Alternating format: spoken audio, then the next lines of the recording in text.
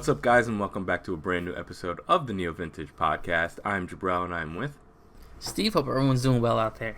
And for you guys who have never seen the show before, we're just two guys that like to talk over the biggest stories in gaming, and we have a huge show for you guys, but we always like to start with what we've been playing. So, Steve, let me know what you've been playing.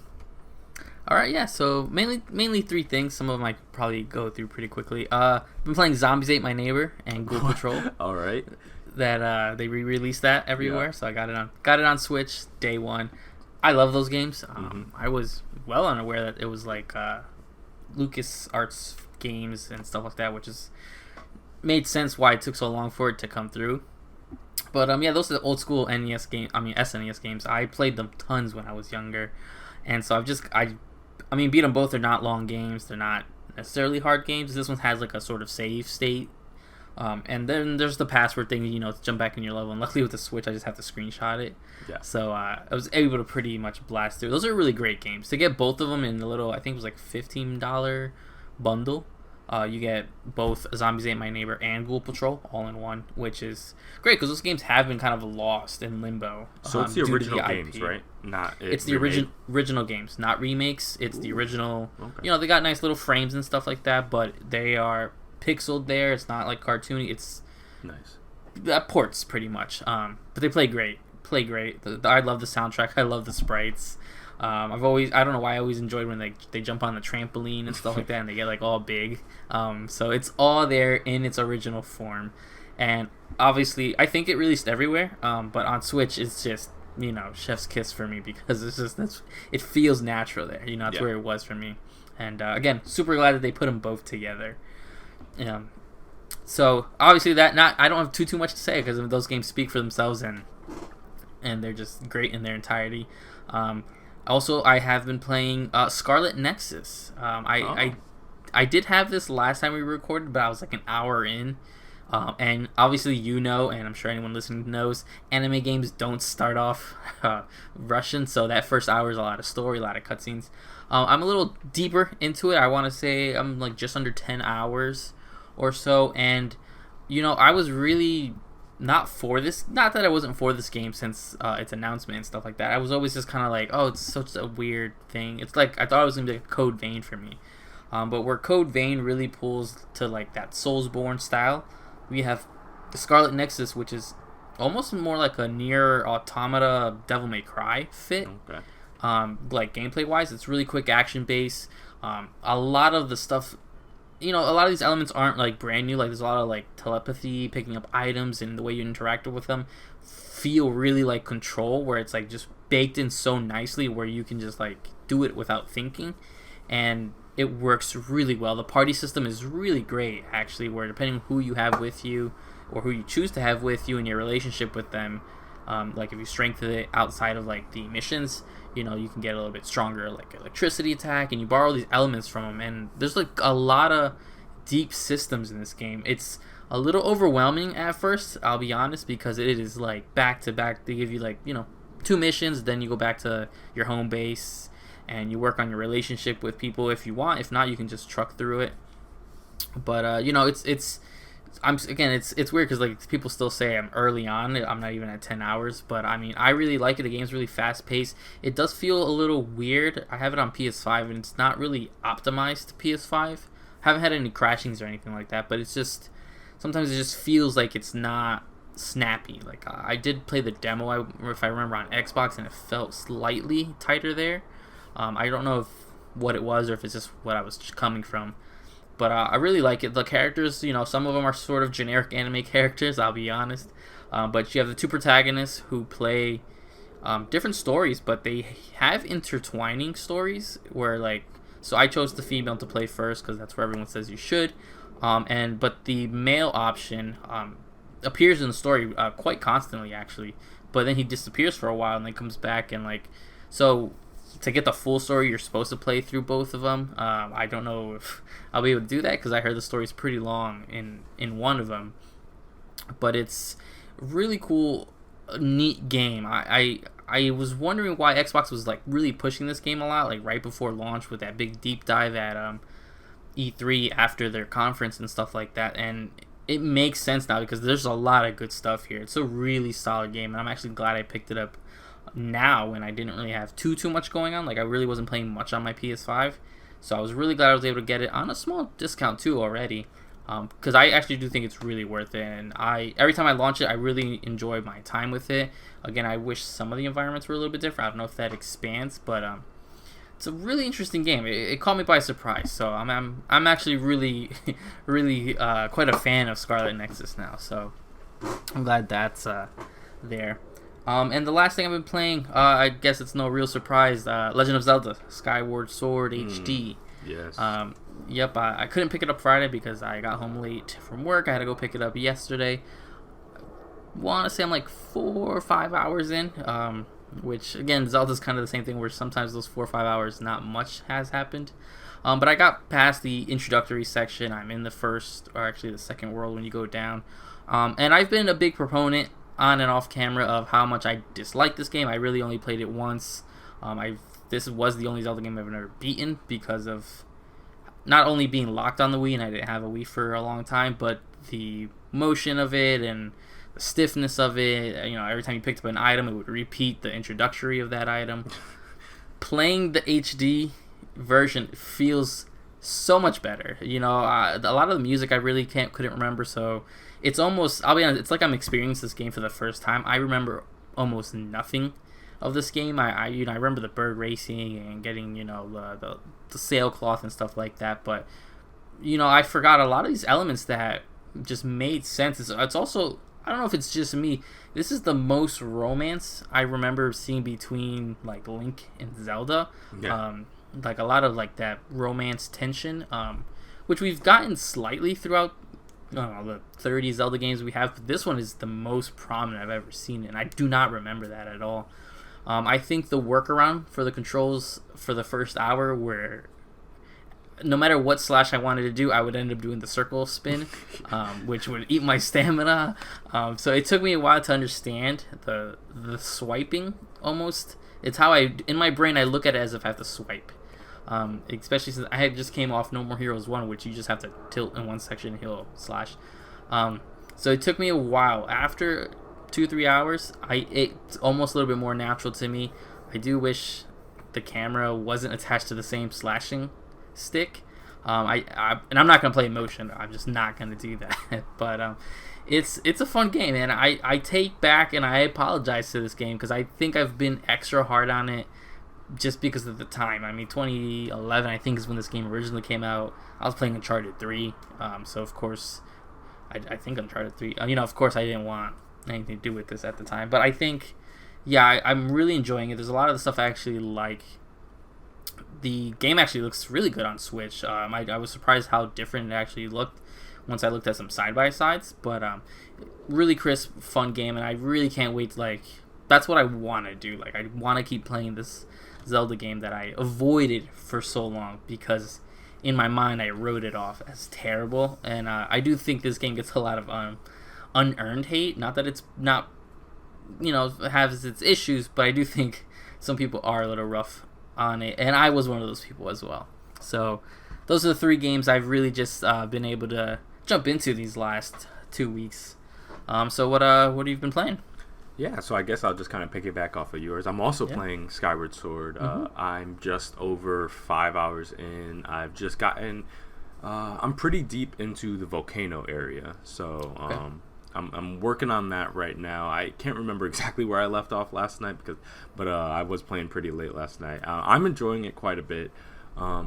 They obviously, with the ability for an alternative control solution, makes it playable for me. That was like the biggest barrier for me. I always knew that this has one of the better stories of a Zelda game, but just the way they designed it, unfortunately, just really didn't jive well for me. And I think it's about as elegant of a solution as you could possibly do. Unfortunately, you know, it's not as simple as just mapping slashes to a single button like Breath of the Wild or something like that, because so much of it is predicated on the direction of a slash.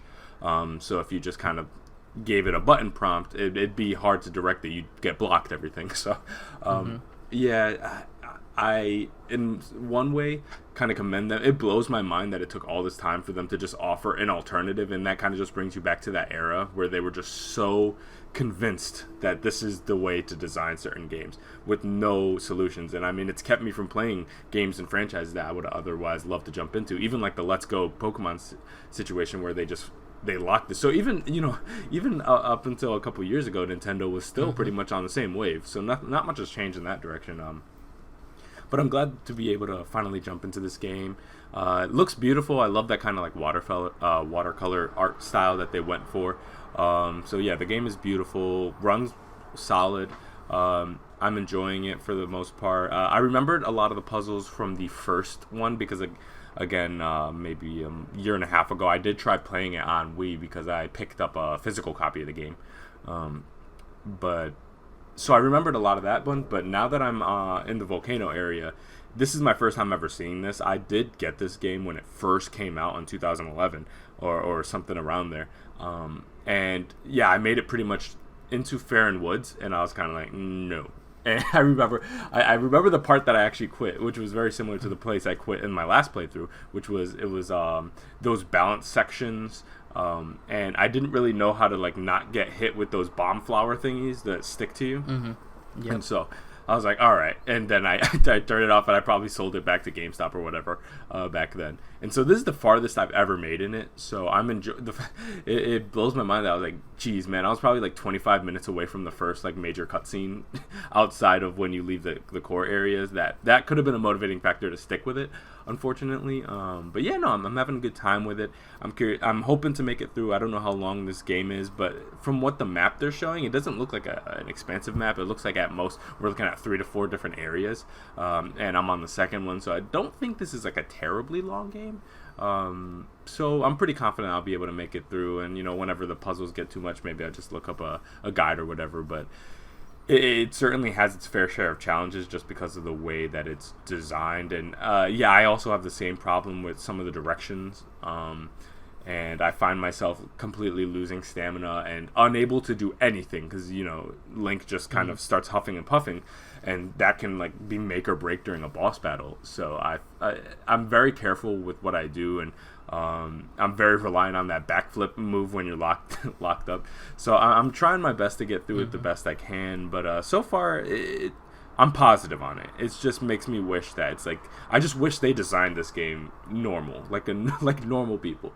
The fact that it's just this direction thing is just it's troubling. But yeah, no, thumbs up there. And if you've never played the game and you're like contemplating, I'm like, maybe I should jump into it. Maybe it's not. It's an old game and stuff like that. I highly recommend if you like Zelda, it's good enough in terms of what they did with the controls to get through it. So even if I doubt anybody's gonna go in and like love the controls. I mean, there's some people who still argue in favor of the motion controls, so your mileage may vary, but even if you're like very skeptical about that, I think the solution that they presented in this one is good enough that you'll be able to experience an otherwise very great story that won't be hindered too much by the controls. Also, next, I'm still playing through Dragon Age. I beat Dragon Age 2 and had a pretty good time with that. I like that game quite a bit. It got a little bit long in the tooth towards the end, so I was like, there was a lot of different things I could have did at that point. I'm sure there's like DLC, and there was a lot of side missions I could have did to just get some more lore of that world. But I was like, I was somewhere around 12 to 15 hours, somewhere in there. I was just like, all right, that's enough of this. And so I just went straight for the end and finished the game. And yeah, it was pretty good. I had a good time, much better than the first one. And so I could say very confidently, yes, I like Dragon Age 2. I like it a lot. Awesome. So there's good things about that. Then I jumped into Inquisition, naturally, the next one. And that one's tricky because it's one thing, I mean, it's an incredible step up in terms of the visual fidelity. Obviously, that is a last gen, I guess now, because it's Xbox One and PS4 era game.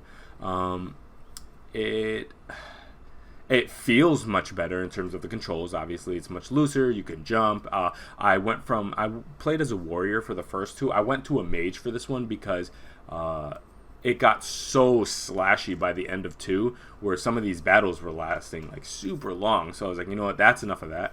I'm going into Mage to make the gameplay a little bit more dynamic, because the gameplay of Dragon Age games, some people might like it, some people might not like it, but it's what I can say pretty objectively, it's not very engaging at all. And so, especially if you're a warrior, you're just literally sitting there slashing. And it's one of those things where the enemies could be a little spongy, and there's like little to no reaction on their end to what your inputs are. So you're kind of just sitting there slashing endlessly, and with the smallest amount of health coming off of them. And you do the most damage obviously when you're working together with your entirety of your team, everybody playing different roles. Some people range, some people are close.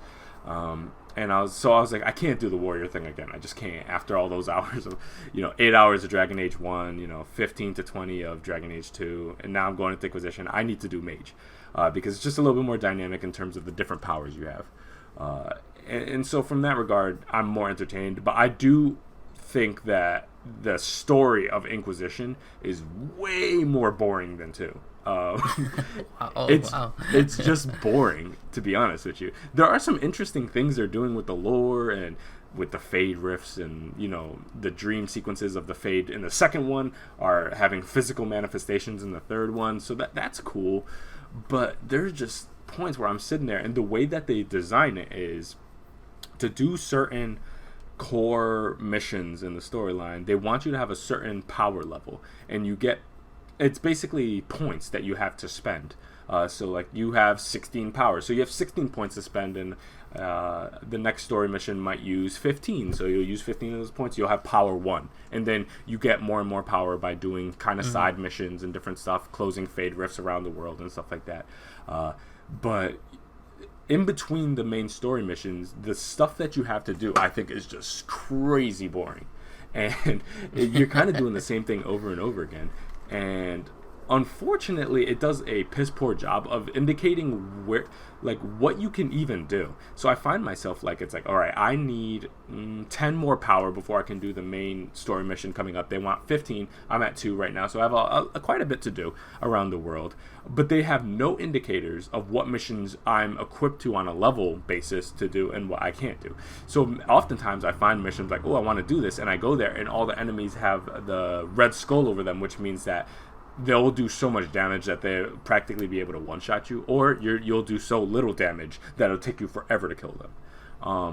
And I bump into that all the time, where like it's like, hey, close 3 Fade rifts in this area. Oh, and I already have 2 closed. Awesome, I'll go for the third, and I'll go for the third, and I'm not leveled enough for that. And I'm just like, it's just they don't balance things correctly. Where like when you go to Breath of the Wild, for example, it's just so beautifully fine-tuned that like everything you will encounter, chances are you'll be able to handle. And if you go super out there, you'll find some stuff that you're way under leveled to deal with. But for the most part, if you follow the linear track that they give you, you'll be fine. Or even Assassin's Creed, where they literally give you a notification on the map, like, this is a overpowered area, you're not equipped for this. Dragon Age doesn't do that. It's all mixed up, so you'll never know when you'll bump into things that you're way underprepared for versus things that you can easily take care of. I'm mixed on it, and the problem is the deadly 1-2 punch of Skyward Sword and Dragon Age. It's like, if I get tired of one and I want to go to another one to decompress on, like, neither of these are great options, to be honest with you. So it's like, when I'm like a little tired of Zelda's dungeons, and I'm like, oh, okay, I need something like that I like super enjoy, because I love what Skyward Sword is doing, but I wouldn't say like it's like my favorite game in the world. Then going to Inquisition, I'm like, oh god, I want to die. Like, this is a tough combo. So I don't know. Maybe I have to boot up GTA 5 or something sick, something like that. I don't know. But yeah, those are the main 2 things I've been playing. I've dabbled a little bit with Super Monkey Ball. I literally haven't played it since GameCube, and it was like free on Xbox. So I gave it. I played all of the first world, and now I'm in the second, like, jungle place. And I think I just actually beat that boss, and then I probably stopped playing. And this is, the first time I've played. This is the longest I've played it. I have very little experience with it. It's very fun. I like those games. Funnily enough, I've, like, watched a lot of videos of it, so I'm very familiar with what the gameplay loop was. I just never played it myself. And so I kind of sound dumb saying this, because everybody's like, duh. But yeah, the music is very good in those games. and I know everybody knows this, and everybody's been playing this for all these years, but unfortunately, I just missed that trend. So I'm having a good time with it now. That's pretty fun. So they have that new re-release or something like that of Monkey Ball that just came out. So highly recommend if you guys are interested, go check it out. I think it's pretty fun. Yeah, it's funny you just mentioned that because I've been staring at because they re-released or remastered one not too long ago. Yeah. And that one, it was on sale on PlayStation for pretty cheap. And I looked at it. It's like I really want to play these because my first experience to Monkey Ball, long time ago. It was like a whole mini game based one, so it wasn't like Monkey Ball. So I really do want to jump into one of these. Yeah, I mean, I think it holds up pretty well. They did great things with the visuals, and luckily, a lot of those GameCube era games just have such an excellent art style that cleans up really, really well. So. Yeah, super thumbs up there, and then it's affordably priced. And I think depending on how, again, value is predicated on how much value or how much time you can extract from that. So I found myself kind of just sitting there, and I think it has immense replayability. So I think if you can get it for $15, $10, like I think it's more than worth it. So definitely pick it up. Yeah, all right, I'll keep an eye out. I'm gonna keep an eye out for that for sure. Yeah, awesome. All right. So let's get into some of these big stories because I know we're both gonna have a lot to say about this. So this first one, guys, it's true. The Switch OLED. So a new Nintendo Switch model is on its way, supporting a larger OLED touchscreen and a new dock, as well as a new color scheme for the classic Joy-Con controls. It will release on October 8th for $349.99 US. The Nintendo Switch OLED is a new model in the Nintendo Switch family. The upgraded console, previously dubbed as the Switch Pro before the announcement, will feature a larger 7-inch OLED screen, a wider adjustable base stand, enhanced audio, 64 gigabytes of internal storage, and a wired LAN port in the dock. The overall size of the console is seemingly unchanged from the base Switch model. The screen has the same resolution as the LCD's version, which is the 1280 by 720. When docked, it outputs at 1080p. The improvements come from the screen size and the quality of the OLED over LCD in contrast and colors. It is compatible with your older Joy-Cons and the previous dock. So, for a while now, Jabro, it's become a joke almost here that the Switch Pro existed, didn't exist, and in a way, it was half and half. Yeah. So we have a new Switch model, way more in line to what we saw with like DS to DS Lite, or like I compare it a little bit more to like GBASP to the GBSP, the one with the back, the AGS 101 with the back screen. I compare a little bit more to that than anything, because though they have this better adjustable stance, and they have now the enhanced audio, which is really they just move the speakers and stuff, and they gave us a little bit more internal storage. We're excited for it, don't get me wrong, super excited for this, but man, what a kind of a letdown. Yeah, and I don't think I took it as hard as the internet took it. Twitter was a war zone at this announcement, but I'm not sure why. I think people's rumors need to really these rumors that were all over the place, some of them could still be true. It wouldn't be out of Nintendo's way to release two different models back to back in a sense, or at least within a year or two's time. But this is what we have for now. October 8th, this fall, which is a little bit sooner than I thought, which did line up with some of the rumors that they did want to launch a Switch Pro, whatever, in the fall. Jabril, you are the handheld man, so I'm going to let you just take this away. You're the handheld guy. Yeah. Switch OLED, what do you got to say? Yeah, so, I mean, obviously I play my Switch predominantly in handheld, so... Same. In many ways, the benefits that the OLED offers would be something I'd actually be able to take advantage of. Yeah, I'm mixed on it. It took a while for me to kind of sort out my thoughts on it, and in many ways I think this is a missed opportunity. In many ways I think that this is a solid move for Nintendo to make, and I think it all kind of comes down to understanding what this is. And unfortunately, a lot of people were waiting for a Switch Pro, which would be the successor to the traditional Nintendo Switch, and this is not a successor to the Nintendo Switch, despite what Nintendo might try to market it as or what some people are perceiving it as. This is a replacement for the base Switch model. There is zero power upgrade, so when people are like, oh, this is like maybe like the PS4 Pro to the PS4, it's not an apt comparison, because there is zero increase in the processing power of this. The load screens are not going to be any better. The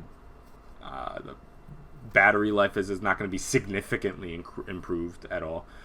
It still outputs at the exact same resolution. It is a much nicer screen. You and I are both huge fans of the Vita, so we know directly what the OLED can do when in use. So I'm super excited from that regard, that in 2021 I'll be able to play some of these Switch games with an OLED screen, 7 inches.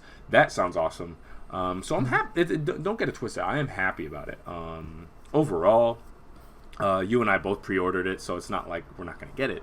But yeah, it's obviously disappointing from the fact that we were waiting for that increased experience, and that's not something we're going to get quite yet. So this is, make it clear, this is not a Switch Pro. This is just a replacement for the standard Switch. And just like, you'll have the Switch Lite, you'll have the Switch OLED. I think it's a strange name, strangely straightforward. Name for it. It's just, the Switch OLED. And it's like, it's accurate for what it is. But again, that chip shortage thing still exists. So that problem hasn't been rectified. And so until it's really rectified, I'm just be hard-pressed to see Nintendo really try to launch a new SKU of Switch that actually is able to process things any stronger. So in many ways it's a missed opportunity, but I do appreciate the fact that it's like, okay, we're getting the new SKU of Switch, the new standard Switch, and it has all these quality of life improvements, so that's great. More internal storage, that's awesome. The new stand is probably the way it should have been the entire time. That little thing that the original has is kind of ridiculous. The audio is a good thing, because I do play handheld and not always with headphones, and the audio on the base Switch is kind of terrible. It's very tinny, It's very low, and it's kind of one of those things where I play a lot of older handhelds too, so I play my Game Boy Color, and like sometimes I'm like, has it always been like this low, the volume? And it's funny how like you fast forward all these years and the Switch is not much better. I'm like, it's obviously better than the Game Boy Advance, but there's something about like the volume of some of these handheld devices that is like awful. But then if like I go to like my PSP and you crank the volume up with that, like that thing goes. And I don't know really what that's all about, but and finally we have a LAN port, so that's going to really help with the connection speeds. Unfortunately, Nintendo doesn't have a ton of games that I feel like could really take advantage of having a wired connection. Their online infrastructure, the problems they exist have more to do with their servers on their end and less to do with a Wi-Fi versus LAN connection. But it's something that should have been there. So they made a whole bunch of changes to the Switch that should have always been there, and so that's good that it brings that up. But again, they're still in the exact same boat where the industry has moved to a certain place, and they're just in a place that I think the gap is become uncomfortably large. And there's always a gap in terms of what Nintendo does and what the rest of the industry does, and in many ways I think that's a completely acceptable thing, because as I've said multiple times, I think people fundamentally misunderstand what Nintendo is. They are not a game company. They're not a tech company. They are a toy company, first and foremost. And so I think that gap is okay, but I think the fact that the PS5 and the Xbox are experimenting with 4K, 120 frames per second, and we're still talking about 720p and struggling to hit 30, let alone 60 somewhere. It seems like a larger gap than I'm personally comfortable with, even by Nintendo standards, and I think they need to find a way to close that, and they need to close that soon, or they're going to start losing third-party support from a lot of the big boys. They're going to have all the indie support in the world, have no doubt about that. Companies like EA and Ubisoft are going to be there to some degree, but they don't want to end up in that Wii U position again, where like all these new massive AAA games come out and there just can't be a Nintendo SKU to it because of just that massive power differential. Not everybody wants to make custom SKUs of games to make it work on this piece of hardware. So, and some people have amazing engines that are able to scale up and down no matter what, like Epic does. But not everybody's in that same boat. And so I hope for Nintendo's sake that they're able to close that sooner rather than later. If this is going to arrive in October, I would be surprised. I would expect maybe a year from now, at soonest, summertime, maybe something offered new. But I'm super excited to be able to play Metroid Dread on this brand new Switch. So yeah, really. Yeah. I am positive about it, but I do acknowledge the fact that this is a massive missed opportunity. Obviously, because of the chip shortage, there's not much that Nintendo can do. But it's one of those things that's like, if you're going to come out with a new SKU, come out with a new SKU, not a modified SKU of an existing hardware, if that makes sense.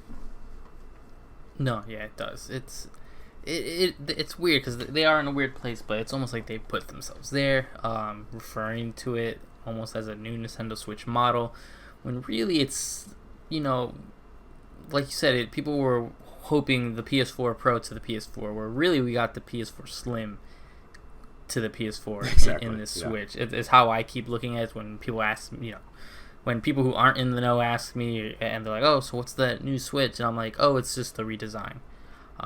That's all I tell. That's all I tell them. I'm like, "It's just a redesign." They're like, "Oh, it's the same thing." I'm like, "Same thing." Yeah, not it's that I want 3DS to 3DS XL. Like these are like small form factor adjustments.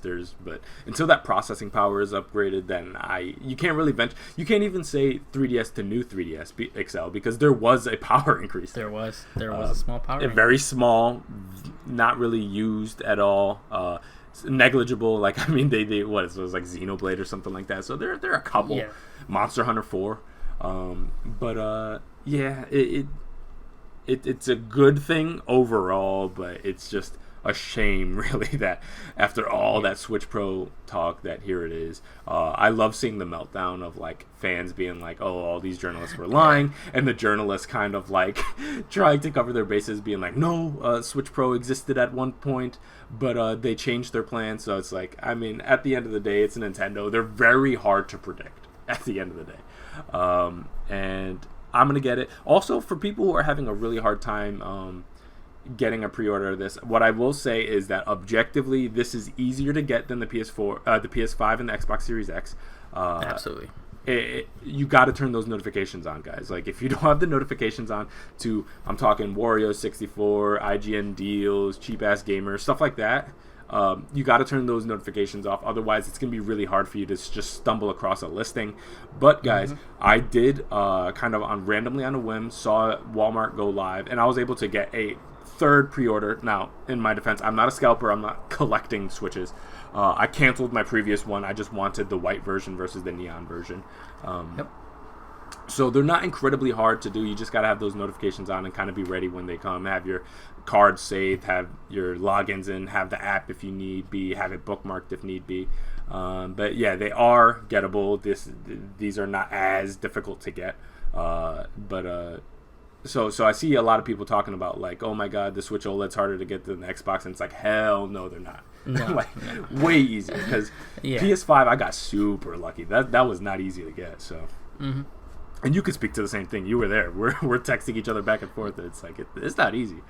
It was getting those were way more stressful. Again, I eased into getting my Xbox Series. Again, that was just luck. Yeah. But yeah, I'm in the same situation. I was able to snag 3 pre-orders. The first one, unfortunately, we're in different time zones, so you were able to really be able to jump on one. You sent me one through Target. I did snag one first. Now I actually have 2 pre-ordered on Amazon. Okay. One white, one neon. So I did cancel the Target one, just because it was easier to manage my accounts that way. Again, I'm not gonna scalp them. There's someone I know who may want it. Yep. And if he doesn't right before they come out, I'll cancel it. But it wasn't like a smashing the F5 button down like it was for PS. It was pretty much like, especially with Amazon always seems to do it the day after. So when everybody was going live the day on like a Tuesday, I think, and then that Wednesday, I almost to the exact hour Amazon went live.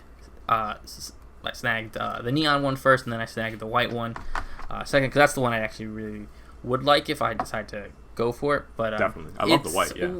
Yeah, it's doable if you just, like you said, watch those accounts. And some places have waiting lists. I know Best Buy had like a interesting queue or something like that. The button goes live. Yeah. The button goes live, and then when you click it, it will auto refresh for you and stuff like that. So there's been some ease. It wasn't too bad. Nowhere near like what it was for the other systems. Yeah, my pre-order situation is very similar.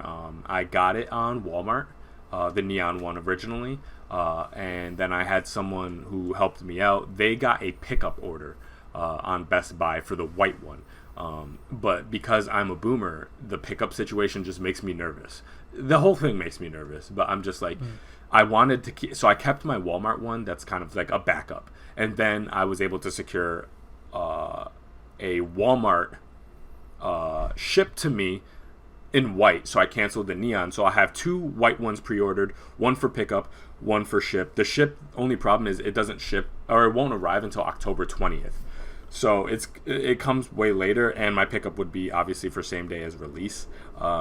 So for me, I'm certainly never going to scalp it because I can't. And of course, if you're able to secure multiple pre-orders, part of your mind you're like, oh man, I could probably make some money on this. It's like, nope, I hate that game. I hate it. I'm not doing it because if you scalped it negligibly, or if you sold your pre-order or something like that, you'd be able to essentially get a Switch for free or something pretty close. But to be honest, I'm like, if I don't know anybody who wants one, because otherwise I'll keep it, then I'll just cancel it and give it back, and then somebody else will be able to get a pre-order or something like that. Yeah, but exactly. So I'm kind of keeping it on standby, so I have for whatever reason, if my Best Buy order kind of gets messed up, I have something that I'll be able to get it. But otherwise I'm probably just going to cancel it once we get closer to October.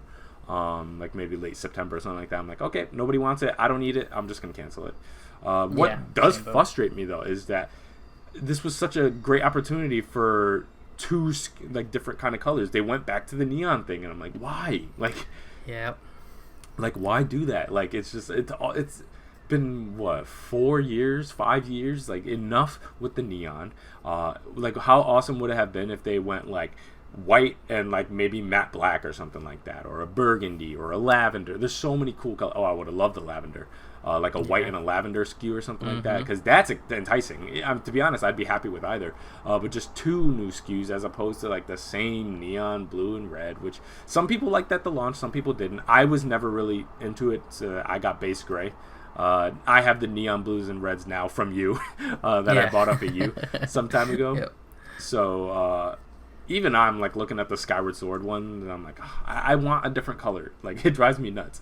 But yeah, I'm excited about that white. I'm glad I'm be able to get that white. And that white combined with the Metroid Dread, it's gonna look amazing. Yeah, it's all matching. Love it. It's gonna be a good time. Yeah, but yeah, $350. Are you happy with that price point? It's because the changes that are there, aren't cheap changes. Obviously, doing the screen a little bit bigger, having a little bit, changing the stand, different material. You're looking for a little bit more internal storage. So when you look at all that stuff, it kind of equals out a little bit. I think if they at least could also say that the battery was just a tiny bit stronger, 100%. They would have avoided a lot of issue, because that's really 2 problems with the Switch: is its loading times and its battery. I actually would have preferred battery or strength over an OLED screen, but an OL, so it's about what I figured it would be.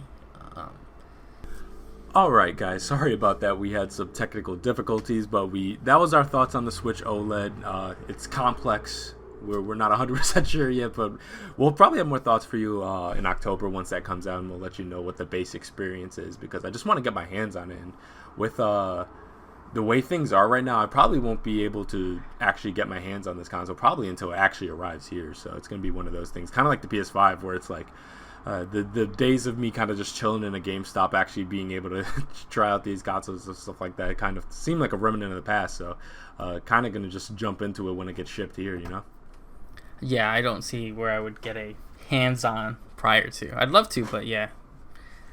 I just want those videos. I want to see it in somebody's hands and stuff like that, because that's where I remember sitting there right before the PS5 came out and just kind of watching YouTube videos of just trying to see some of my favorite YouTubers. It's like show the device, show it. So that's how it was with the Switch Lite, and that's probably what's going to be like the OLED sometime in September, I'm sure. And some Ars Technica and all of them are going to get their hands on it. So yeah, that's the Switch OLED, guys.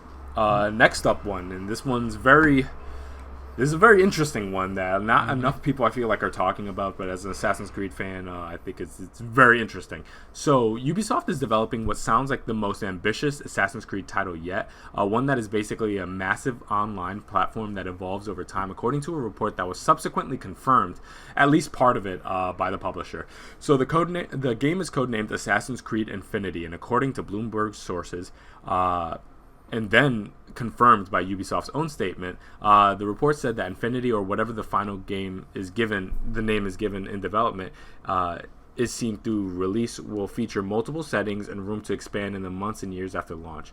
The games within Infinity platform could look and feel different, but each will be connected in some manner, the report said. So the reporter, Jason Schreier, said Infinity won't release until 2024 at the soonest. So it seems like, what if they have any immediate plans for Assassin's Creed, it's not really going to be roped into that at least at launch. He also mentioned that Ubisoft may not release the game at all. Infinity will be developed by multiple teams within Ubisoft. Officially, Ubisoft said in its statement that Infinity will be developed in a new cross-studio structure between Ubisoft Montreal and Ubisoft Quebec, and these teams will guide, grow, evolve, and define the overall future of Assassin's Creed. That includes an important upcoming early in development project codenamed Assassin's Creed Infinity. So, we got the rumor or the report that there is this thing being created called Assassin's Creed Infinity that will serve, I guess, as a platform that Assassin's Creed games will be a part of, or something like that. And then Ubisoft, at the very least, confirmed that Infinity does indeed exist. It's going to be multiple teams working together to kind of create this larger thing. And if anything, when I heard this story, it immediately reminded me of the last time that I talked to you in depth about Ubisoft. And do you remember that I said they had EA disease? Yeah. And this is the most beautiful example of exactly what I was talking about, which is the moment Ubisoft starts getting some traction and some good direction in one of their franchises, they almost miraculously find a way to screw it up somehow. Like, it's a beautiful thing, really. Like, I'm astounded by their ability to, like, when they find a way to do something, they find a way to needlessly complicate it and immediately switch it up. So I feel like Valhalla was almost like a breath of fresh air to be able to please the many different facets and sides of the Assassin's Creed fan base. And then they immediately find a way that... And again, I don't know, Infinity, if that's going to be a good thing or a bad thing, but it just... I don't know if Assassin's Creed needed that. I think in many ways Assassin's Creed needed to find a way to return to what made it beautiful and great in the first place. Not necessarily find... If any franchises need a platform, it's Madden, it's FIFA, it's NBA, it's Call of Duty, it's these crazy annualized franchises. But I feel like since Assassin's Creed has moved away from that kind of annualized structure, a platform is not necessarily what it needed, but I'm intrigued by the concept. But I feel like we need more information to know what the hell this is. What were your thoughts about when you heard this story? Yeah, it was... I had such mixed feelings. You know, when you know, the way it was, even the way the information was released, the way Jason leaked it / released it, and then Ubisoft came out with their statement. Of all franchises and all companies, this is the one I would have never guessed this. To think that they're going to use Assassin's Creed as like as a platform, it made no sense to me, because you know the big complaints about the last two Assassin's Creed games, which are the best selling ones, was how bloated and long they are. So now I understand it's not like one solid game, but you're making a never-ending Assassin's Creed, which is a mixed bag. Once I saw a bit more of what they want, and some stuff has kind of leaked. Not really leaked, but like discussions have gone a little bit in deeper. I think actually it still doesn't make sense to me, but it almost maybe sounds like I will enjoy this. Not for the fact that, you know, in one way we're going to be losing these huge open worlds that you can really delve into. But I've had the same issue many people have, is where I won't finish these games because of how long they are, how big they are. You'll get distracted with a story that ended up not being connected to the main campaign, and that's an identity with these last three Assassin's Creed games. But to think that maybe once a year, maybe twice a year, I'll get a smaller 20-hour Assassin's Creed adventure in a random timeline, or era, sounds a little bit more what I would do. I may not be able to drop 60 hours into Valhalla, but maybe 15, 20 here, especially if you're going to be able to just purchase the ones you want. So once you hit, if they go back to a Renaissance time and that's not your thing at all, you don't even have to buy that. Really depends what this looks like, and I do wish they would have tested this with something else. I think using Assassin's Creed as the test subject is going to be kind of rough, and I think it's just I think they're in a mixed spot. That's why I'm almost at loss for words. Where the yearly stuff is what killed Assassin's Creed, and now you're going to do roughly the same thing, except it's all going to be attached to the same portal, in a sense. So I just really depends what this looks like. I'm glad it's way off because I don't even want to think about what it could be, because this is something that needs to launch really solid and with a really good game plan, because this is what we want with a lot of stuff. This is what we want with FIFA, Madden, all these other sports games. This is what we want with racing games, where to be one platform. Realistically, is what I would want for like Call of Duty, like multiplayer, is to be its own little world that you can get these bigger expansions, because releasing a game every year is not cheap and is not easy. So it's just such a marriage that I would have never seen coming, is Ubisoft taking Assassin's Creed, their big one for the last two releases, and immediately throw it into a testing ground. It's nervous. It makes me nervous. Yeah, and you used a lot of the terms that I would have used to try to sum this up, and I was confused about is this, as you said, a portal where you boot up Assassin's Creed Infinity and it kind of brings you to a list of all the different games that you own within Assassin's Creed. So if you want to play Valhalla, that's contained within that. If you want to play Odyssey, it's contained within Infinity, whatever is upcoming. Or is it going to be something closer to a Destiny or a World of Warcraft, where there are these giant expansions that are released, like Shadowkeep or the Broken Crusades or whatever World of Warcraft has, where you buy these giant expansions and you can go to this other world. It's self-contained. It has its own storylines and stuff like that. Because I could see the appeal of being like, we have this $25, $30 expansion where you can go back to Renaissance Italy and play there again, and it's a brand new story, it's self-contained and stuff like that, and that's housed within Infinity. Or is it really just kind of a hub to be able to boot up these individual games but kind of put it all together? I would be curious as to what the motivation is to do that in the first place. So that's why I'm almost erring on the other side where it's expansions.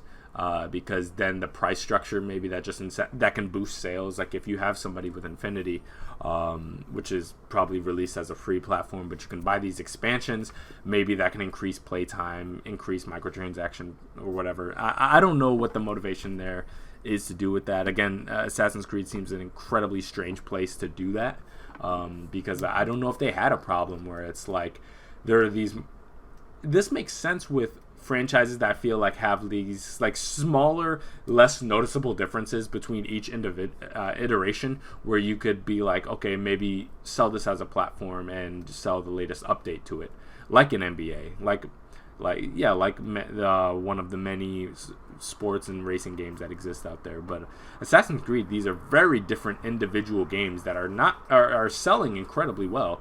I don't really know why you do something like this unless you planned on changing that format, maybe introducing smaller scale Assassin's Creed experiences. That is what I'm thinking. Maybe when they go for something, and I know this sounds ridiculous, but like a Brotherhood 2, where you're not 100% sure that would sell, millions and millions of units. But Infinity is a great way to be able to have these smaller experiences where you're not going to have people being like, really, you're going to try to sell us a 12-hour experience for $60? Well, maybe you make it a part of Infinity, you charge people $25-$30. It's a shorter experience, and people are not going to crap on it because it's an expansion to an already existing platform. Maybe that's what they're trying to do. And again, they said, who knows, this might not ever come out. All they did was really confirm its existence, not their actual plan on actually releasing it. So I'm very conflicted with it, but at the same time, I can't really crap on the idea because we don't have enough information to know exactly what it's even going to look like when the end user gets their hands on it. Again, this is not coming out until theoretically 2024, so we're talking about 3 years off. So there's a high chance that we're going to receive an entirely new Assassin's Creed game after Valhalla, after they're done doing the DLC support, before Infinity even gets probably revealed. I think so as well. Yeah, so we're probably going to get whatever the next mainline Assassin's Creed game is. That's going to come out. It's going to be supported. And then maybe we'll see what Infinity's all about. And so we'll probably have that conversation then. But for right now, it seems a little early, seems a little preemptive. So I'm going to be not even cautiously optimistic. I'm just going to kind of hold back and kind of let them do their thing until before I render final judgment, Exactly. And that's all there really is to do. We can't burn for something they haven't done yet. Exactly.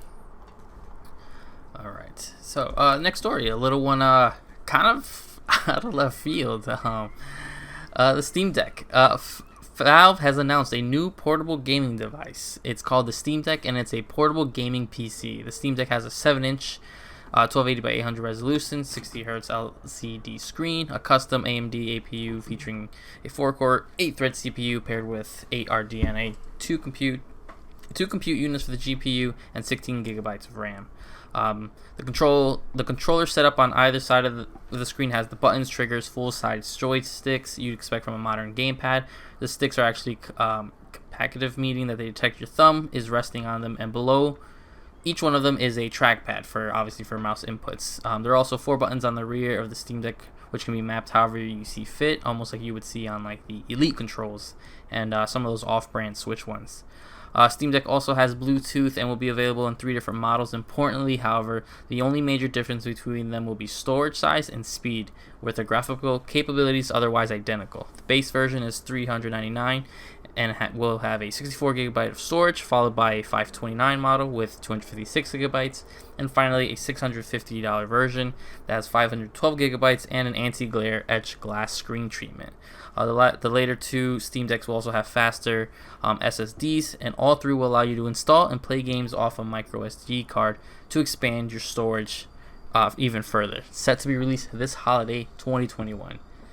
So Jay, before you even know it, before you even hoped for it, here's another handheld for you to get. Yeah. It's something that people have mentioned before. We know we all want portable game, a portable Steam. In a sense, it being the biggest PC marketplace, honestly. But I gotta know what, because we've talked a little bit, obviously, when the pre-orders were going, stuff and things like that. But I held off asking like the big questions. I'm like, what do you think of this? What do you think of this? What's your overall like feeling on the Valve Steam Deck? Yeah, I mean, I'm like insanely intrigued by it.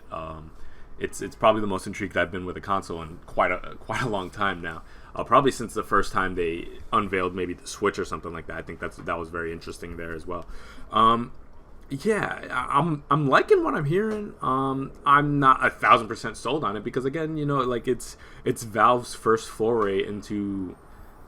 They're calling it a portable PC, but it's essentially a handheld console. Yep. It's more powerful than the Switch. It's not necessarily trying to be the Switch, but it's powerful.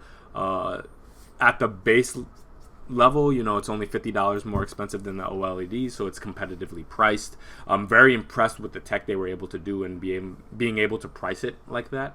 So yeah, I'm liking what I'm hearing.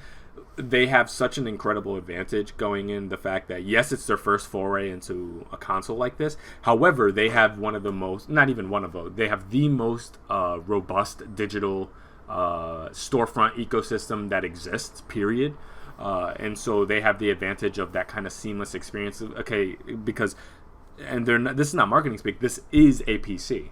So you'll be able to jump in there day one and be able to have access to the Steam ecosystem. And not only will you have access to be able to that, but you can install Windows on this as well and be able to play your Game Pass subscription.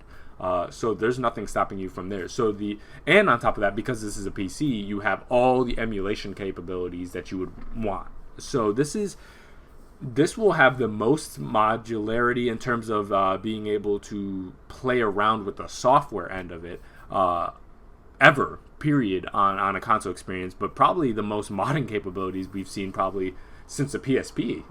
So there's incredible potential here that really does excite me. The fact that I'll have access to all the stuff I already own on Steam. So that opens up, like, you remember our frustrations with the ability to be able to play Final Fantasy on the go? That's gone now. So I'll be able to play these new Final Fantasy games. So I guess I'll be able to be a PC gamer now because I don't have a gaming PC and I don't have a gaming laptop. So this gives me a nice middle zone where all those amazing indie games and PC games I haven't been able to have access to, I'll have access to now, which is awesome. I won't be able to play the most high-end stuff, but I guess I have a PlayStation 5 for that too. So this opens up that kind of middle zone where there's like all these games where they're maybe a little too powerful for my laptop to handle because it's not a gaming laptop. I don't have a traditional PC, and there's all these kind of like Steam exclusive games, and I'll be able to jump into that, and so that's really exciting. And again, Game Pass Ultimate being, I have that subscription. I have access to all these PC games already. I just don't have a PC to be able to play it on. So I love that they're not putting the blocks there on that. So yeah, it's an exciting thing. I love that they were able to competitively price it. It's a real shame that I bought the cheapest. I got the 64 gigabyte version, so $400. I'm not mad at that price at all, but it's kind of unfortunate that it's going to have the really crappy load times because it's that NVMe SSD as opposed to it's going to have that slower, I forget what they call it. It's like MCC something like that. It's the same as the Switch, and those load times suck, so that's going to suck. But other than that, no, I'm liking what I'm hearing.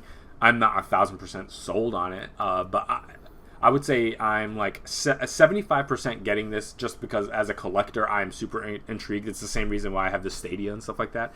I'm just intrigued by gaming and different people foraying into it. I don't know if this is even going to do well. The demand seems really, really much higher than I thought it was going to be. So I'm very happy for them in that regard. And I love that they're taking steps to block pre-orders for scalpers. It makes it very difficult for them. So I don't know if you heard this, but basically to be able to pre-order this device, you need a Steam account and you need to have you have to have made a purchase before June on that account to be able to pre-order it, which makes it incredibly difficult for bots to be able to secure it because obviously they could mass make new Steam accounts, but if they won't have those purchases before June. So it's an incredibly smart way to do this, and that's something I heard. I don't know if I 100% know for a fact that that's something that's true, but that's something that I heard, I think, from this official Steam account, so I'm pretty sure that's the case. But yeah, I think that's an awesome mechanism that Sony, Microsoft, and Nintendo should at least take notice of, to be able to block all these scalpers that are like just completely polluting the pre-order experience, considering the fact that there's limited stock of all these consoles, and the fact that 25%, 50% of the stock is just getting gobbled up by these a-holes that are just going to sell it for double MSRP. I love that they're trying to find a way to make that work, so that's awesome. And yeah, I pre-ordered a version, and we'll see. I'm curious to see when it releases. I'm curious to see. I think some of the narratives about it being some kind of existential threat to Nintendo is kind of ridiculous. We've heard that so many times, and I need a freaking blowhorn to say it, like, power does not impact Nintendo. People don't care. You know what I mean? Exactly. I think the biggest thing that maybe causes a threat to Nintendo is the fact that one of these handhelds is able to play Nintendo 64 games easily, and the other one is not. And surprisingly, it's not Nintendo's console. That's true. And that's kind of crazy. Yeah, that one of these consoles will easily be able to play a translated version of Mother 3, and it's not the Nintendo version. That's kind of crazy. So one of these is going to have the ability to play all those amazing Nintendo Final Fantasy games. The other ones won't. So that is something it has going on its end. But, I mean, this is not the first time that a handheld has been dramatically more powerful than Nintendo's, and Nintendo still survived and thrived. The Vita was way stronger than the 3DS. The 3DS killed it. The PSP was way stronger than the DS. The DS outsold the PSP. So it's not the first time that Nintendo's been in this situation. I think Nintendo will be completely fine. Doesn't make Nintendo look kind of bad? I mean, kinda. The fact that it's so dramatically stronger than the Switch just out of the gate like that. But I mean, again, the Switch came out in 2017. This is 2021. I'll give them a little bit of leeway. But what are your thoughts on this console? Yeah, all in all, especially since it's kind of their first step into it, I was excited. I was like, this is great, because there are some of these games that we were really hoping. And it's funny that you mentioned that's the first thing that popped in my head. I said, I can play the Final Fantasy Pixel collection on the go now. I said, oh, thank goodness. I said, that's great.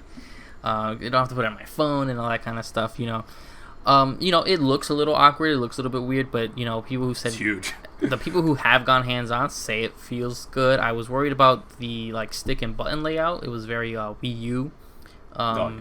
When I saw this picture, it immediately I had nightmares of the Wii U and stuff like that. But all in all, it looks great, because especially when they're saying, almost all games that you have on your Steam account will be able to be played on this. Mainly the ones that they've been talking about are these big online multiplayer ones that have an anti-cheat software that they need. Those right now won't be playable because of that anti-cheat software. And it's really, I think it was Siege and Destiny and some of the other multiplayer shooters and stuff. I don't really dabble in those, and when I do, it's on console.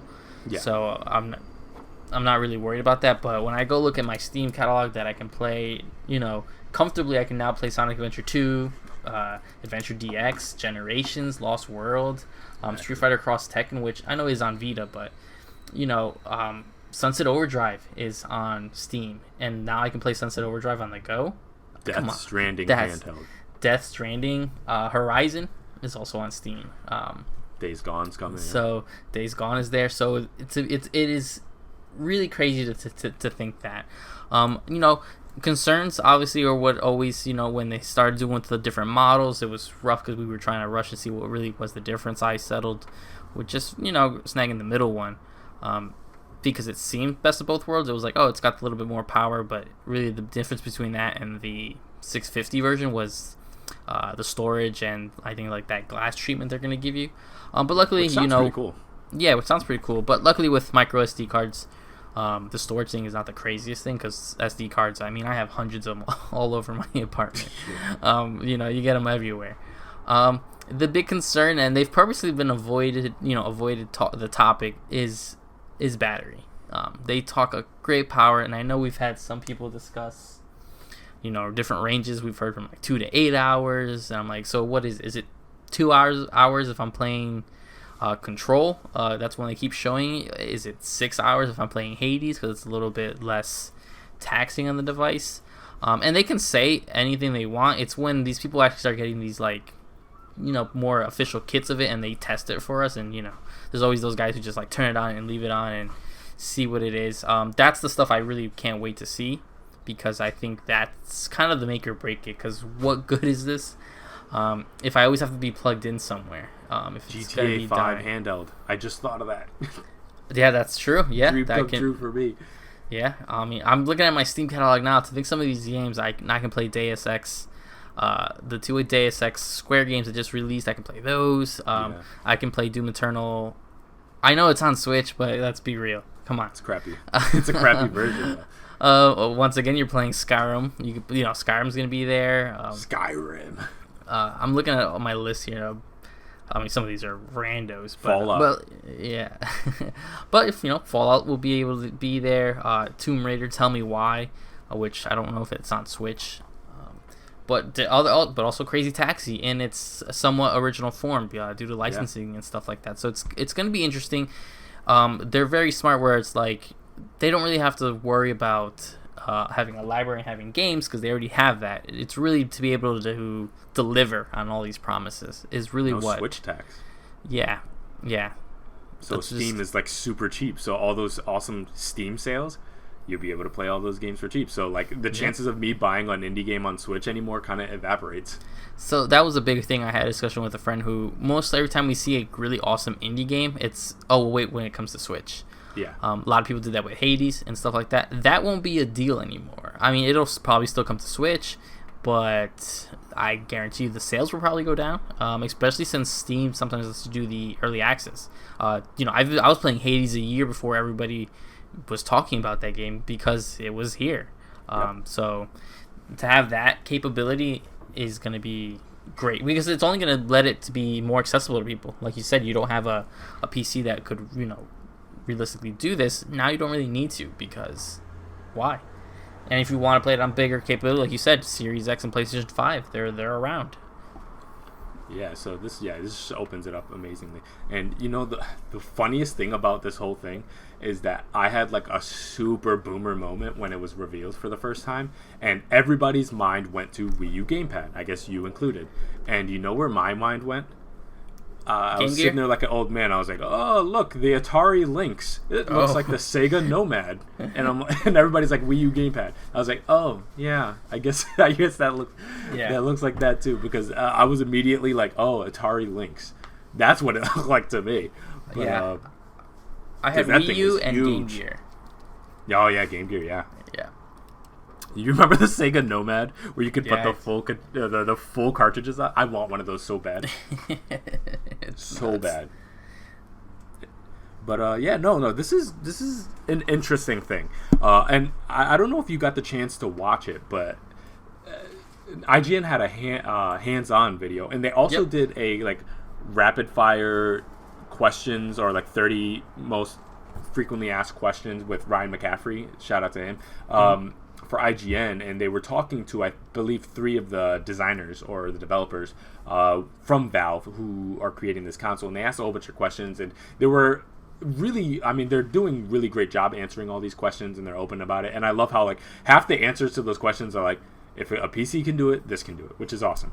But that is a great video for anybody who has any questions about this device. And one of the most interesting kind of tidbits that I got from that video was the idea, like, is this kind of like a one-off, or are you guys kind of committed to the space? And they said, like, if the players show an interest in this, they do plan on iterating on it. So this is possibly the first in a line of future, I don't know what you're going to call it, but Steam Decks that are going to be coming in the future. So I'm curious to see how Valve does in this space, but they've made it clear multiple times that they are not looking at this like their foray into the handheld gaming space. Funnily enough, is that they're looking at this as an extension of portable gaming PCs.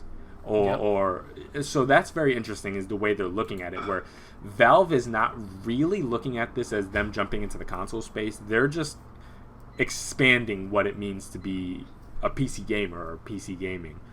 Which is very interesting. So those lines have already been super blurred, and now with the idea of like being able to have access to that Game Pass on a portable device, and that you can do whatever you want on it, whether it's Windows or if you're a psycho, maybe loading up a little Linux on there.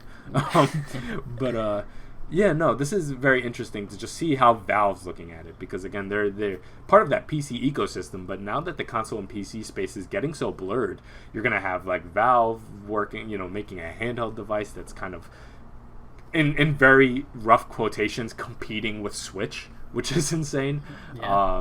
This is very, very interesting. I think the gaming industry is just heading in a very interesting space, and I'm just super excited to see Valve be able to dip their toes into it again, because I think the Steam ecosystem is so much farther ahead than the eShop and then PlayStation and then Microsoft Shop. The Steam is so much farther ahead, just with their just even small things like the wish listing and their library system and the way they track hours is just much more preferred by me. And I'm just not much of a PC gamer, so the fact that I'll be able to partake in that is just super exciting for me. And hey, even if this thing super flops, it's going to be an awesome bit of tech to have, because the prices, I can only imagine if this thing flops, let's say, and they only manufacture 50,000 of them, and they pretty much quit gaming or console gaming, and they don't make another physical handheld device. That's fine.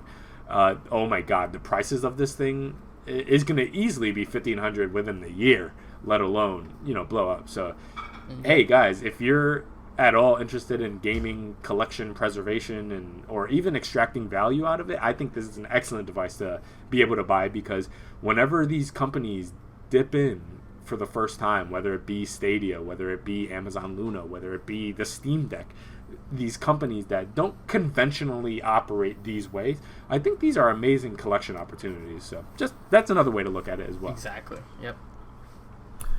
So I guess we can move on from that. And this is kind of an interesting story people were talking about. We got some Final Fantasy X-3 possible news. So apparently it has a plot and could come to life after Final Fantasy VII Remake is finished. And this is a possible, not zero chance. Not that it's actually being planned and developed, but let's get into the story. So Tetsuya Nomura, you guys know who that is, gave an interview and stated that if we're able to make X-3, we somehow have a synopsis written by the Final Fantasy X writer Kazushige Nojima, and that it's sleeping right now, but the plot itself does exist. And the fact that a plot exists is enough for Final Fantasy X fans to go crazy. The fact that step, I mean, that's something. Toriyama similarly expressed interest in returning to the world of Spira, but outlined the challenges that can impede the process or the progress of any development on a sequel. He stated that the probability is not zero, but that we're not in a phase that we can talk about it unless we have finished producing Final Fantasy VII Remake. And I understand what they're saying, because keep in mind, not only is Final Fantasy VII Remake happening, and that's probably going to be not even probably, it's almost guaranteed to be multiple parts, years apart from each other, because it's incredibly ambitious. 7's an insanely long game. They're taking on more and more. So it's going to be a while before 7 Remake is done. Keep in mind, also 16 is in development. And that's going to be coming out. So they have so much on their plate. So X-3, I would imagine, is not necessarily on the front of their list of priorities. But it's very interesting that they're even kind of entertaining this conversation. They could have easily been like, no, the story's done, or we played around with it, but we have no plans to actively develop it. It's like, well, the probability is not zero. It's just going to be, it's not something we're focused on right now, which is very interesting. So I recently played 10 and 10-2, so this is kind of on the front of my mind. I'm super interested to see. Do you have even any interest in 10-3? So, this is where it's just confusing, because I've tried Final Fantasy X multiple times. I tried it originally on PS2, and then they did, the different HD collections. I tried it on Vita. I tried it, I want to say maybe 2 years ago, and there's a lot I do like. There's some character designs and character styles that I like. This is just one of those Final Fantasy that doesn't just really strike me. I'm not really sure. I know what a little bit of 10-2, so I see what goes on in there and things like that. I don't know the whole story front to back, so it's not that I don't know where 10-2 leaves off that people want a 10-3, or there's a plot for 10-3. It makes sense, but when I see everything else, it does. I would love for people to have 10-3. I just don't know that I don't know if we'll see the light of day of it. And I know they're saying the probability is not zero, but you gotta, like you said, they have 7 Remake, which the way they're doing it will be probably at least 4 parts. Then you have 16, which is somewhere, which will probably be releasing sometime between part 2 and 3 of 7 Remake. Guessing, just guesses. Somewhere in that area, Kingdom Hearts is continuing, whether we want it to or not. So it's like, how much does this hold? Because at one point, you remake 10-2, and then have 10-3 as well. I don't know if you want maybe the full treatment like you're doing for 7, where you're rewriting universe. 7 has so many spin-offs in that world that they're trying to incorporate now, where I think 10 doesn't have as much. I could be wrong. I'm sure there's comics and mangas and stuff like that, but out of pure games, maybe then I could think maybe they'll do a remake of 10, 10-2, then they release 10-3, which would be kind of interesting and cool to see. And maybe they would actually win me over, because I don't know what it is that 10 does not just hook me. I'm not really sure what it is, and I know I'm somewhat in the minority. I know some people share that aspect, but some people also just really love the 10 games. Yeah, I kind of like 10.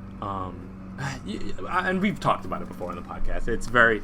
I didn't grow up with it. I was in a weird place with Final Fantasy for many years, and I was just such a big fan of 9 specifically, and so kind of jumping into 10, I was like, I'm not really into it. And keep in mind, this is like 2000, 2001. Oh yeah, it's like 2001, 2002 actually. Kingdom Hearts was like right there, and I was like, that was just more my speed at that point, and I was like, I'm kind of done with Final Fantasy, and I didn't really jump back into Final Fantasy. I mean, honestly, I didn't really jump into Final Fantasy in depth back until 7 Remake, because I didn't like 12, I didn't like 13, I didn't like any of the sequels to 13, I didn't like 15, and now I've gone back and I can appreciate those, but for many years I was really turned off by Final Fantasy, and so 10, going back to 10, I actually really appreciated some of the stuff they were doing and how different it is. The character designs are fascinating to me. And it's a very, very, very interesting world. It's one of the more interesting worlds that they have set up in a Final Fantasy game, to be honest. In terms of just pure interesting, I would put it in the top 5 of the different Final Fantasy worlds that exist. It's up there. Spira is very interesting. And lots of different lore and just the naming conventions and what they do from a narrative perspective in 10 is very impressive. I did not like 10-2 at all. So if 10-3 is going to happen, if they update those controls, awesome. But 10-2 was, pure. If I could give a retroactive stinker award, I'm doing it. Disgusting. Wow. Disgusting. I hated it. But and I know some people are like, that's heresy. But I'm throwing you guys a bone. 10, I'll give you 10, the first one. But 10-2, absolutely not.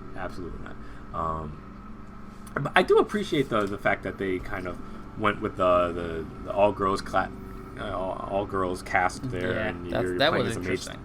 That's awesome. But I'm just and the redesigns and different costumes. It's interesting, but just from a narrative perspective and the way it plays, it's just disgusting to me. Absolutely. Absolutely. Yeah. So if 10-3 happens, they have to update the controls. If you make 10-3 in the way that it's exploring in that world, but it plays like 7 Remake, forget about it. I'm there. Don't worry about it. I'm there.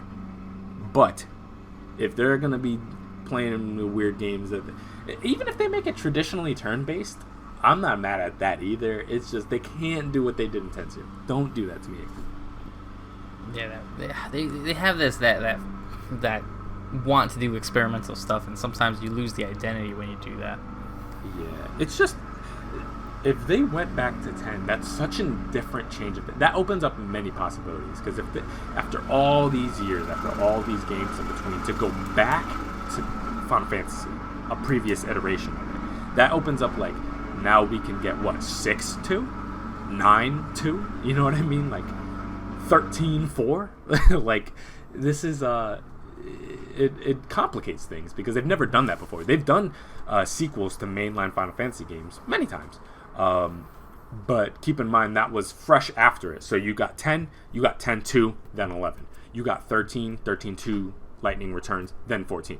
It's not like they went into another mainline one and then went back. You know what I mean? Yeah. With exception for, I understand that 14 was one thing, and then by Lightning Returns, I think 14 was out by that point, I think, already. But that was obviously an MMO. That was a MMO type game, so it was different. But yeah, no, that opens up a lot of different possibilities. That it's if we're going to be going back to traditional games and giving sequels, to be honest with you, 10 got its sequel. I think there are other mainline games I'd prefer to get a sequel or a remake treatment before 10 does, personally. I'd much rather them do a sequel to 6 or 9, personally. I would even be more intrigued by a sequel to 8, to be honest with you. To see them go back to that world and see what Squall's doing and stuff like that, with better controls and getting rid of that terrible, it was like shifting, paradigm shifting. I don't know what they did. They had some weird system. Maybe that's 13, I don't know. The 8 had a weird system too. But yeah, I'm intrigued by it. I'd actually love to see them do this because of the implications of that. But I'm conflicted on it, man. 10's a weird game. Yeah, that's what I always said. I'm like, I don't know where you're talking about Final Fantasy. When I saw that sort of trending, I said, why are we talking about Final Fantasy X? On top of that, part 3. It is a weird one, but it is honest, though. There's other games I'd rather see. I would actually rather see an 8-2 than go back to the cast of Final Fantasy X 10. So I guess we'll have to wait and see. Yeah, it's just there needs to be narrative reasons to do that. Like, what if, and I don't know because I never beat 10-2, but unless there's like a massive cliffhanger or crazy unresolved storylines, then I don't think a 10-3 is really that necessary. Unless they plan on making a franchise out of this and really fully expanding it from there, which obviously I seriously doubt would ever happen. But I just feel like there are games that set up things that there's way more to explore, specifically like 6. And it wraps up cleanly, but there's so much in that world that I feel like is this kind of post-magic world, steampunk Final Fantasy, that I feel like there's way more that they could justifiably explore than maybe 10. But I could be mistaken. I mean, there's probably 10 superfans out there that are like, no, there's this storyline and this storyline and this storyline they never resolved, and perhaps that's a thing, and they could justify it there. But yeah, we'll see. I'm open-minded to it. I'm not negative about it. It's just, and I don't know if I'm willing to go back and replay those games to have it fresh in my mind. So it's like, do you make 10-3 as kind of a soft, and I know this is the wrong term for it, but like a soft reboot, like a standalone sequel? You know what I mean? That it's in that world, but it doesn't carry over so much lore that you need to play 10 and 10-2 to enjoy it. But then again, it is Final Fantasy, so I wouldn't be surprised if they make it insanely lore heavy to the point that you need to replay those games. They're on modern consoles, so you can go, like, they're accessible, so it's not like 10 is you need to buy a PS2 to be able to play it. Like, it's on Vita, it's on Switch, it's on PS4, thus is able to be played on PS5, and it's easily accessible on all the Xbox consoles. So it's not like it's inaccessible. So I don't, just like they said, the possibility isn't zero. I think everything is set up for them to be able to do this and successfully do this. So I'm open-minded. Yeah, so am I. Again, I would love to, and I one day want to give this game another shot. Hopefully, weekend I don't have to ever go anywhere. But we'll see. It's hard to, you never know. I mean, Square is so all over the place. I mean, we're just getting, actually, I think in a week, the sequel to The World Ends With You, which Neo, we never thought. Right? Yeah, Neo or World Ends With You. So we never thought that would happen. All right, for the final story, sort of interesting. Our boy Phil Spencer coming out and never being afraid to say what he wants. In a recent episode of the Kinda Funny Gamecast, Phil Spencer said that although Xbox is not planning on releasing any major hardware such as VR headsets in the near future, it is more than likely the company will make a model refresh of the Xbox Series XS controller. He also complimented Sony and the design and features available on the PS5's DualSense controller. Quote, "We're definitely thinking about different kinds of devices that can bring more games to more places. There's probably some work we'll do on the controller." End quote. Spencer told the Gamecast crew as translated by Video Games Chronicles, "I think Sony's done a nice job with their controller. We kind of look at some of that and think, are there things that we should go do?"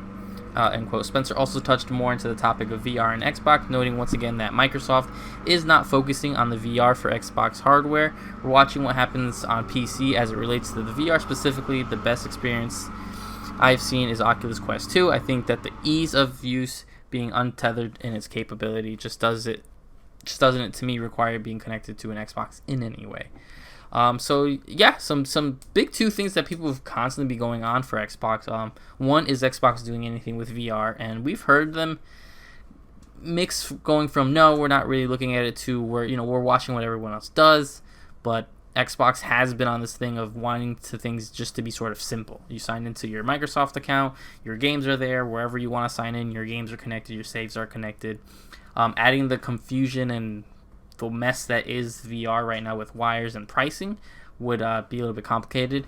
And I'm glad we're actually talking about the DualSense again, because they did for a while. I remember it was during launch day where they sent emails or tweets, or they wanted people to respond that, if we did a control like the DualSense, would you guys be interested, and things like that. And you have to assume that at this point they have a prototype, something's going on. They're definitely looking into it more, because when this question comes up, they have a little bit more and more to say every time. So it's a little bit interesting on that. Whether we actually need it or not is a different story. But what do you think of this? What do you think of Xbox's continued stance on VR and more or less likely to get a DualSense style Xbox control? Yeah, so I guess I'll kind of just take it into two parts. So the first part with the VR thing, I think in many ways VR is obviously at some point will be a very popular future SKU of gaming. I don't see it necessarily like they need to make a foray into it, especially if they're not going to be really committed to it. It doesn't sound like they're particularly that committed to it, where it's like this is something that we're absolutely exploring and we need to get our feet wet into that. To be honest, VR has not had the adoption rate to really justify anybody getting involved with it that are not committed into spending the next 2 decades into really perfecting this technology. So if this is something that they're kind of iffy on, that it's like it'd be cool if it was part of our ecosystem, then I say maybe sit out, let them figure out the tech, and then maybe jump into it at some point, or maybe not, maybe just perfect what you're working on right now, which is I think probably what Microsoft should do. Just focus on their consoles, focus on their services, and let them take care of that. There's plenty of people into the space. Oculus is doing their thing, PSVR, Vive's got the high end. I don't think there's necessarily a need. If anything, they can help boost compatibility. So I think it's smarter for Microsoft to possibly find ways to have a seamless connection between the Xbox and the Vive, or the Xbox and the Oculus. It makes way more sense to me than the Xbox VR headset. You know what I mean? It's kind of like when they talk about when Nintendo getting involved in the VR. And it's like, I just don't know if there's a whole... Like, if you're not able to jump in and really offer something new, then I don't know if there's necessarily a reason for you to jump in, period. And that's not that I don't think Microsoft could do it so much as that I don't think they need to. I don't find it that necessary. I think everything that can be done in VR right now is being fulfilled to some extent right now. And things like AR, augmented reality, Google tried it. It's not really there. There's apps that are taking care of that completely fine, like Niantic and Pokemon Go and stuff like that. So all these niches are filled. I don't know if Microsoft needs to waste their time or the money. Now, from the controller standpoint, I love how candid Phil Spencer are. I do really hold that Phil Spencer is one of the better things that ever happened to Xbox, to be honest with you. And I love how candid and open he is about these things, how he's not afraid to mention the quote-unquote competition, and he gives them their props, and I think that's an awesome thing. And I think Xbox is doing a great job in terms of just trying to dial down that ridiculous console war stuff. And in the way where it's like, listen, they're doing great work over there, and I think it's awesome to be like, not only are they doing great work, but in many ways we're taking inspiration from that. And I think that's a great kind of outlook to have that. And I think it's super impressive, the fact that not only did Sony close the gap in terms of that hardware differential, where there was a significant gap in terms of how people perceived PlayStation controllers at one point and Xbox controllers at one point, where it's like Xbox controllers were the place to go, especially for the PC ecosystem, where it's like this controller was just better. Now, were there people who preferred DualShocks over Xbox controllers? Yes, but I think overall as an industry, people kind of accepted the fact that like Xbox controllers were superior in terms of just their form factor. Obviously, there's small differences. Like some people prefer the removable batteries or like the disposable batteries. Some people prefer the rechargeable. That's a matter of personal taste. But now it's gotten to the point where not only have they closed the gap where some people prefer the DualSense, some people prefer the Xbox controllers, but it's gotten to the point where Xbox was like, no, the DualSense is so good that we might make changes to our controller to match that. And it's like, holy crap, like who would have thought that in like the console generation that Xbox would be looking towards Sony and being like, no, they're doing things that we would like to adopt. And I think that's a great thing, because I think the DualSense is an incredible controller that I go back and forth on, where it's like I love the form factor of the Xbox controller, but in many ways, yeah, I do think the haptic feedback of the DualSense is some of the best things I've ever felt. I think it's a chunkier controller. It feels great in the hands. I still prefer the triggers to the Xbox controller, and I still kind of prefer the offset joysticks. But other than that, I think the DualSense is an incredible controller and is on the same level, if not marginally better than the Xbox controllers. So if Xbox can take some cues from that and be like, no, we love their, specifically that haptic feedback vibration tech, I think is something that if Xbox is able to incorporate on their next controller, that, or at least even the Elites, I think that would be an incredible step forward, and I think that would be a really smart, specifically, and I don't know the numbering convention, so whatever the next SKU of Elite controller, I think would be a great place to kind of try that out, and just see what people think on the high-end level, so you don't have to take super loss on the tech if it's an expensive thing to kind of work in, all that kind of research and development. Make your money on it, see what people think. If people think it's really good, then maybe whatever the next Xbox is, maybe release a higher quality Xbox controller. I think that would be great. So yeah, no, I think this is a great move. I got to give PlayStation their props for whoever the main architect was for the DualSense needs a super pay upgrade, because they did the impossible. They closed the gap between the Xbox and DualSense, the DualShock, which is an incredible feat, and I don't think gets enough credit. The fact that they brought them from an obvious last place, where I feel like even the Switch Pro controller, I think a lot of people kind of accepted was kind of leagues ahead of the DualShock. The fact that they're in an arguable first place right now is awesome. So yeah, I'm really happy to hear that Xbox is not only giving props and receiving that kind of feedback, but is willing to make choices or changes on the fly like that, which I think is one of the best things about the Phil Spencer era of Xbox, which is they're willing to change and pivot, unlike Microsoft at one point, which they were like, no, you will take Kinect. You know what I mean? Yep. They were inflexible about those things, where now it's like they were committed about like, hey, we don't want to make that many changes to it because it works. We're to the point where it's like, hey, if you guys like this, we'll work it in. I think that's a beautiful thing, and I think that's what makes Xbox so awesome, is that they're receptive and willing to play towards the player, or cater the experience to the player, almost to a fault to many points, where you have to sit there and it's like, are you guys making money? Like, is this sustainable? But I think that's an awesome thing about them. So yeah, I'm happy about it. Yeah, I mean, overall, it was all good news. I'm glad they, kind of funny. I'm glad they were like straight up with some of these questions too. It's an interesting interview with Phil Spencer, because, like you said, Phil Spencer and Xbox as a general right now isn't afraid to say, listen, you guys keep asking for it and want it, we'll give it to you. Which is, I mean, that's like one of the best things you can hope for a company. Yeah, one day.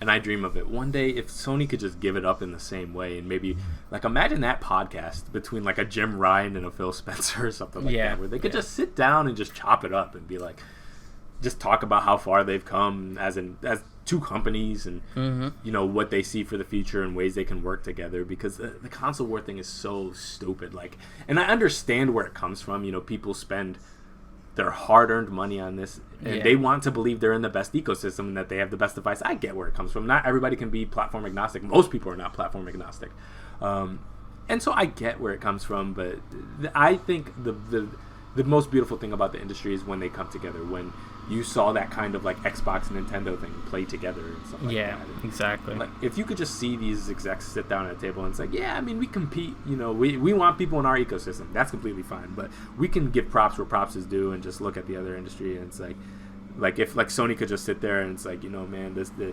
Series S, the fact that you were able to get that power that cheap in such a small device, we give you props, man. Or like the fact that they're gonna be like looking, and it's like, man, the way you guys expel heat from your console, really, really awesome. We love that box form factor of that new Series X, man. You guys, the way you guys can quick resume games, man. We want to incorporate that in our thing. And if Xbox can look back and it's like, yeah, man, but I mean, your guys' UI, the way that you can incorporate videos seamlessly into that UI, and you could watch videos like that, and I think it would be awesome if they can find ways to just love each other again. And then you have Nintendo on an island somewhere, and it's like not family friendly. Like I don't know. God bless them. But no, I think it's a very positive thing, and the more that we can get, the better off the industry will be. Absolutely. So that's all the stories we had for you guys. Long show this week because we had basically 2 console reveals. One is a SKU, but one is like a full new foray into a game industry for Valve. Hopefully the next episode is just as exciting for you guys. But we're heading into August, which means that things are going to start ramping up very soon, because we're going to get the fall chaos very soon. So we're excited to bring all that news to you guys, and we'll see you guys in 2 weeks. So until next time, this was the NeoVintage Podcast. I'm Jabrell, and I'm with Steve. Hope you guys enjoyed. And we'll see you guys next week. Bye.